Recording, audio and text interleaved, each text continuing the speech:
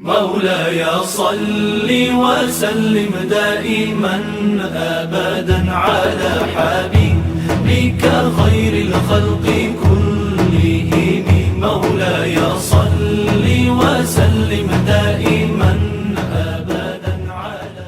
Bismillahirrahmanirrahim. Kita sambung pembahasan solat istisqa. Solat istisqa ni dia panjang. Hari ni pun akan ada sambungan dia lagi. Hukum dia minggu baru ni kita ada bahas hukum dia sunnah untuk siapa, untuk orang mukim ataupun orang musafir.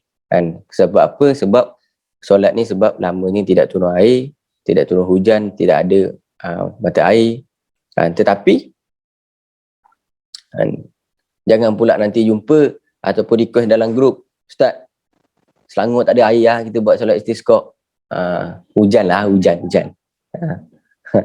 Hujan lagi ni. Jadi kemudian dia boleh buat berapa kali? Boleh buat sekali, yang tak hujan lagi 2 kali, 3 kali, sampai Allah Subhanahu Wa Taala bagi air. Kemudian faya'muruhum al-imamu bitaubah. Imam, siapakah imam itu? Imam pemimpin. Dia disunahkan untuk menyuruh, untuk memerintahkan siapa rakyat masyarakat dia, untuk yang pertama sekali bitaubati, bertaubat. Apabila imam ataupun pemimpin dia dah menyuruh, dia dah memberi perintah untuk bertaubat, walazamuhum imtithalu amrihi, maka orang yang berada di bawah kepemimpinan dia tu wajib untuk mentaati. Dia iltizam, dia lazim untuk imtithalu amrihi. Siapa saja, kalau pemimpin dah memerintahkan untuk taubat, wajib hukum bagi kita untuk buat benda tu. Kama afta bihi an-Nawawi, seperti yang telah difatwakan oleh Imam Nawawi. Maka maksud dia, Imam Nawawi mengeluarkan fatwa bahawasanya kalau seorang imam, pemimpin menyuruh untuk bertaubat, orang yang berada di bawah dia wajib untuk melakukan perkara itu. Siapa saja pemimpin. Kat office, Abang Syami kata, hey, semua taubat. Itu wajib taubat. Wajib ikut perintah tu. Abang Syami kata semua istighfar. Benda wajib istighfar. Kita tak istighfar, kita berdosa. Wajib untuk menurut perintah Abang Syami ketika itu, menyuruh kita untuk bertaubat. Kalau kita kat rumah, ayah kata, taubat. Kita kena taubat. Walaupun tak kata saya menyuruh bahawasanya anak-anak semua kena bertaubat, tak perlu macam tu. Kalau ada pemimpin menyuruh untuk bertaubat, hatta kerajaan sekali, Datuk Ismail Sabri mengatakan kita kena bertaubat. Kata itu wajib untuk imtisalu amrihi. Kena taat untuk perintah dia untuk bertaubat tu. Tetapi kita kena tahu wattaubatu minadzambi wajibatun. Sebenarnya taubat daripada dosa itu adalah satu perkara yang wajib.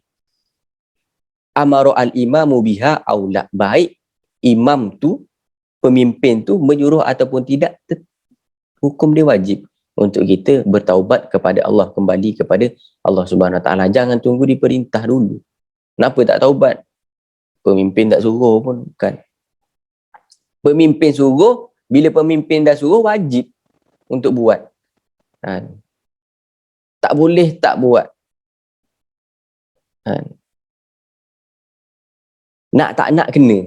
Nak tak nak kena. Kalau dalam bahasa yang saya belajar, dia ada nama Siyogia. Siyogia ni nak tak nak. Pernah dengar Siyogia? Tak pernah. Nak tak nak kena. Tu kalau pemimpin dah menyuruh untuk bertaubat. Tetapi kalau tak suruh, hukum dia tu sendiri wajib. Maka jangan tunggu kena suruh dulu. Selalulah rasa kita ni banyak dosa, kembali kepada Allah Subhanahu Wa Taala. Kita datang dalam keadaan tak ada dosa, dan selalulah berusaha untuk bersih daripada dosa, walaupun kita adalah hamba yang tak akan mampu untuk dapat lari daripada dosa. Setiap saat kita berdosa. Sesaat kita tidak ingat kepada Allah tu, dia dikira bermaksiat kepada Allah. Maksiat tu berdosa. Tak mestinya mengumpat, membawang, kita tidak ingat kepada Allah tu pun tu satu kesalahan. Maka selalulah kembali bila astagfirullah, ya Allah, maaflah ya Allah, saya tak ingat kepada Allah. Tapi saya nak macam-macam, tapi saya tak benar minta maaf. Macam mana kita hari ni orang minta dengan kita tapi orang tu tak ingat dengan kita. Kita nak bagi ke tak? Ni manusiawi. Orang tak ada apa-apa hubungan dengan kita, dia minta kepada kita. Kalau orang tu nasib dia kasihan, biasa kita bagi sebab kasihan. Betul tak? Kita jalan tengok ada orang minta sedekah ataupun nampak dia dengan anak dia susah, kita yang mampu ni, kita bagi dia. Tapi dengan sebab kasihan. Cuba kalau saya datang. Saya datang dekat siapa contohnya? Dekat Rafif. 50 lebih. Kerja lah ni, cari duit. Faham tak? Macam tu lah. Perumpamaan tu baru dengan manusiawi. Tetapi Allah dengan manusia ni lain. Allah semakin kita minta, semakin disuka. Sebab tu beza sifat Allah dengan sifat manusia. Manusia hari ni awak minta, mungkin dia bagi. Esok muka ni. Esok muka ni lagi. Tak ada muka lain dah sampai menyampah. Muka ni je minta. Betul Farah? Beza.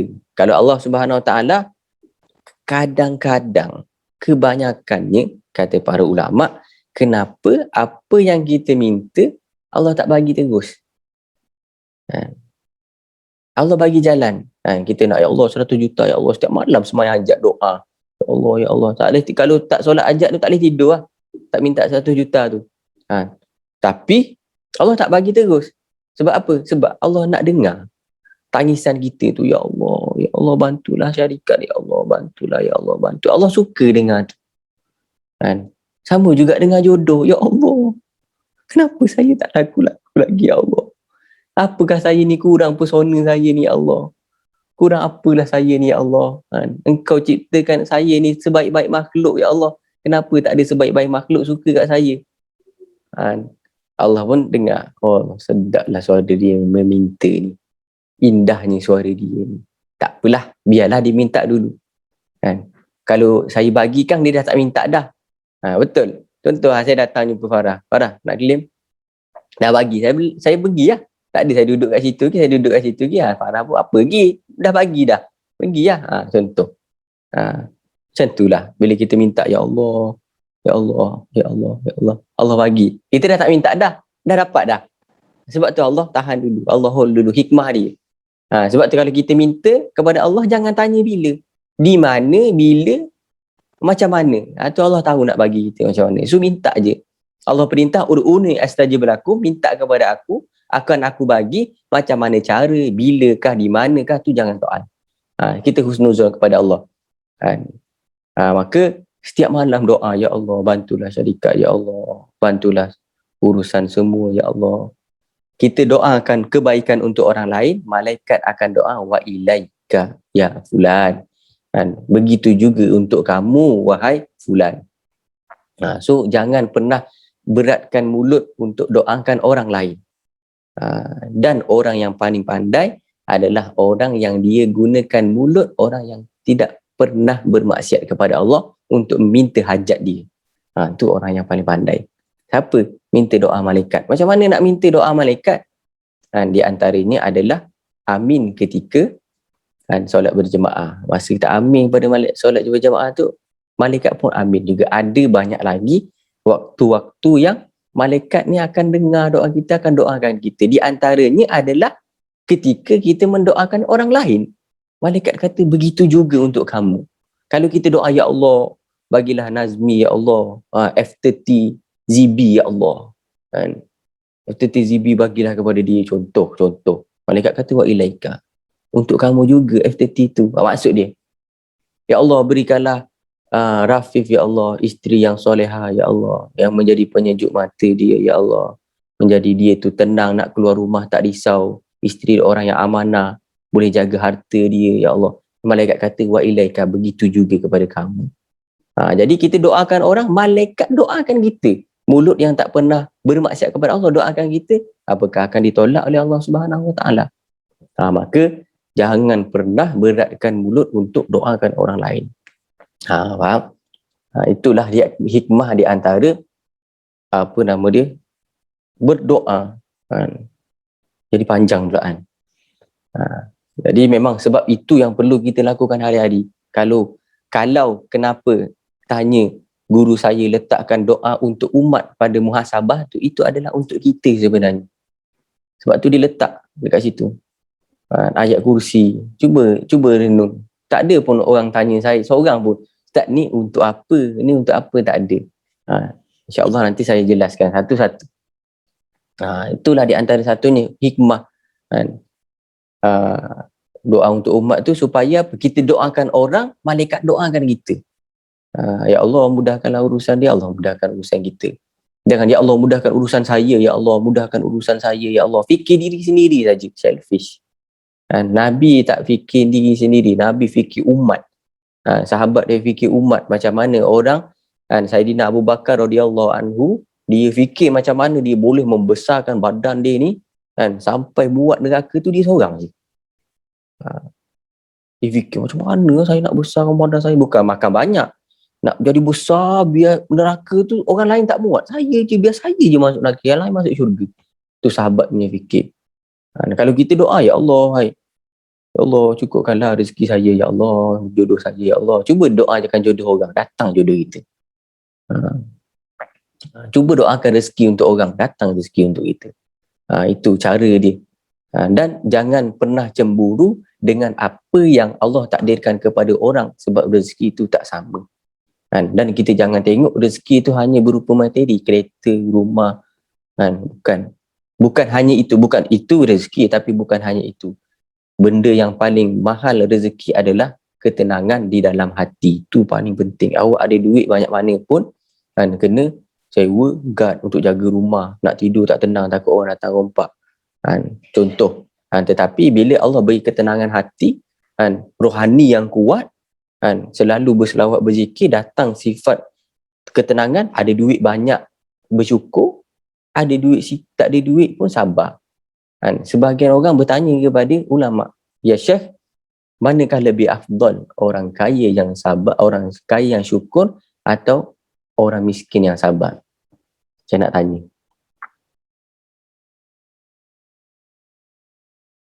Mio, yang mana lebih afdal? Orang kaya yang sabar, orang kaya yang syukur, ataupun orang miskin yang sabar? Dua-dua. Dua-dua. Orang miskin yang apa? Yang sabar. Dengan orang kaya yang syukur. Sabar. Orang sabar. Ya, orang sabar. Okey, tak apa. Siapa nak jawab volunteer? Siapa yang dia ada kefahaman, rasa nak jawab, dia boleh. Orang kaya yang bersyukur. Orang kaya yang bersyukur. Itu lebih afdal. Orang kaya bersyukur itu lebih afdal daripada orang miskin yang sabar. Kenapa? Dia kena ada alasan. Reason dia apa? Apa dalil dia? Kita tengok di dalam Al-Quran. Sebelum tu, kita cuba fikir. Di antara jenis-jenis kematian yang tinggi derajat dia adalah apa? Orang yang mati ketika memperjuangkan agama. Orang mati syahid, betul. Syahid ni derajat mati yang paling tinggi. Bilakah orang tu akan dapat title syahid? Apabila dia mati dalam memperjuangkan agama, maka dia dapat syahid. Okey, bila kita dah tahu syahid paling tinggi, so kita tengok dalam firman Allah Subhanahu Wa Taala. Allah Subhanahu Wa Taala setiap kali perintah jihad datang, dia akan memberi perintah kepada amwalikum wa anfusikum. Korbankan harta, korbankan jiwa. Bukan jiwa dulu baru harta. Harta dulu baru jiwa. Jadi nak korbankan jiwa kena ada harta. Untuk berjuang di fisabilillah tu, untuk berperang tu, bukan pergi togel macam ni, kosong. Kena ada kuda, kena ada pedang, kena ada perisai, kena ada tombak. dan semua itu beli bukan pakai la ilaha illallah, ambil kuda, tak boleh. Kan? Pakai harta. Sebab itu Allah Subhanahu Wa Taala kata orang yang berjuang memperjuangkan hartanya dan dirinya. Kan? Ada harta, ada diri. Tak cukup diri saja ataupun harta saja. Okey, tak apa, saya ada duit, ambil duit ni, you pergi berjihad. Kan? Saya tak ada duit, jahat duit, saya nak pergi berjihad ni. Berbeza. Derajat yang paling tinggi, orang yang harta, dia korbankan harta dia, kemudian diri dia sendiri. Maka orang-orang yang macam ni, dia wafat di pertempuran, maka dia mendapatkan title syahid, mati yang paling tinggi derajat dia. Maka orang yang diberikan anugerah harta dan dia bersyukur itu lebih tinggi, lebih afdal daripada orang yang miskin tetapi sabar. Sebab apa? Sebab banyak kebaikan yang dapat dia buat dengan adanya harta. Dia dapat beli barang, beli pedang untuk infakkan. Dia boleh beli kuda untuk infakkan. Sedangkan orang yang miskin dia tak mampu untuk buat tu. Maka penting ke tak penting, kita boleh fikir sendiri. Maka tadi sampai mana? Maka penting untuk kita tahu apa yang kita buat ni sebenarnya untuk apa. Kenapa saya kerja? Kenapa saya nak cari duit? Sebab kita tahu dengan duit tu banyak kebaikan-kebaikan yang akan terlahir daripada situ. Bukan niat kita nak duit tu. Niat kita duit tu adalah sebagai wasilah perantaraan untuk kita dapat tolong lebih ramai orang. Berbeza dengan orang yang miskin tetapi dia sabar. Ada kisah orang miskin tak sabar zaman Nabi Musa. Dia jumpa dengan Nabi Musa, dia kata, wahai Nabi Allah, boleh tak minta kepada Allah Subhanahu Wa Taala apa yang terbaik untuk aku? Sebab Nabi Musa ni Nabi Musa ni kalimullah, seorang nabi yang boleh bercakap dengan Allah Subhanahu Wa Taala. Maka balik daripada jumpa Allah, balik bagi tahu dia, Allah menyuruh kamu untuk kamu bersabar. Untuk kamu bersyukur. Orang tadi tu dia ada kain selai sepinggang, macam kain umrah yang tu, satu tutup badan dia. Dia kata, wahai Nabi Allah, dah macam ni suruh syukur. Nak syukur macam mana? Satu je ni, tak ada benda lain. Kalau kita ada lagi tie, baju, blazer, songkok, stokin, ada, dia satu. Nak syukur macam mana?